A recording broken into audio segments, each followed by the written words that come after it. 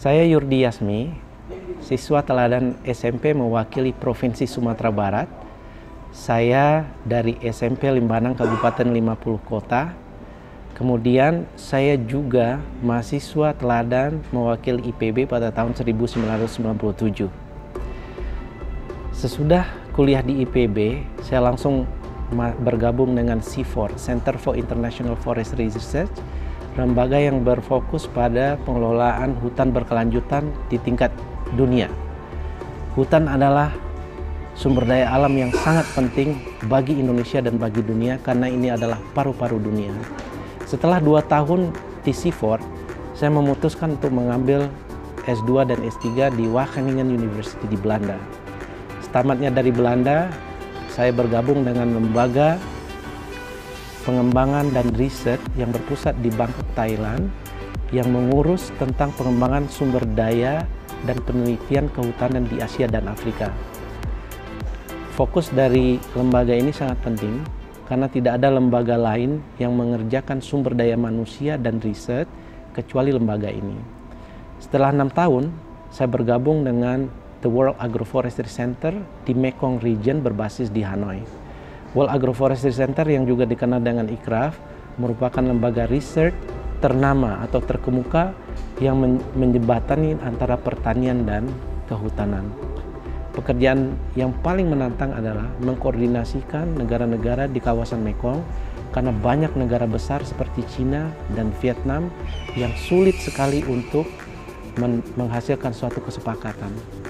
Setelah beberapa tahun di sana, ada keputusan sangat penting. Saya ingin bergabung dengan United Nations. Pada tahun 2013 saya bergabung dengan United Nations dan saya dipercaya sebagai Forest Policy Officer untuk Asia dan Pasifik. Kenapa kehutanan ini sangat penting di Asia? Karena 25% dari hutan dunia ini ada di Asia. Dan keanekaragaman hayati paling banyak terpusat hanya di 2 tempat, di Asia dan di Brazil, di Amazon. Pengalaman bekerja di sini sangat luar biasa karena kita bekerja mengcover Asia dan Pasifik mulai dari Afghanistan sampai ke Vanuatu. Saat ini yang menjadi isu utama adalah 5. Krisis energi, krisis air, perubahan iklim, kemudian juga food insecurity, dan yang terakhir adalah disasters. Dan kelima inilah menjadi fokus utama dari FAO pada saat ini yang saya dipercaya untuk mengkoordinasikan ini di kawasan Asia dan Pasifik. Selain dari itu, saya berpendapat bahwa ada 3 hal penting buat kita ke depan.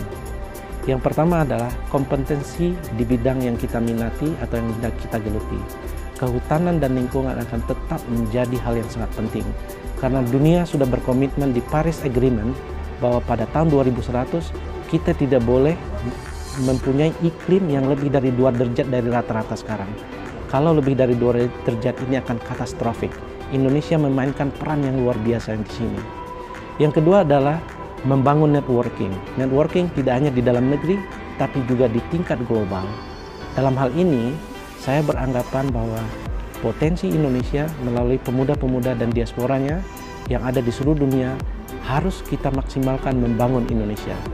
Disinilah saya berpendapat bahwa kita sebagai teladan nasional punya andil luar biasa untuk mensinergikan semua potensi yang ada ini, di mana teladan yang juga pernah dan banyak sebagai diaspora harus memberikan sesuatu yang bermanfaat buat Indonesia di masa datang. Manusia Indonesia yang berguna berprestasi pada tahun 2045, Indonesia emas 100 tahun.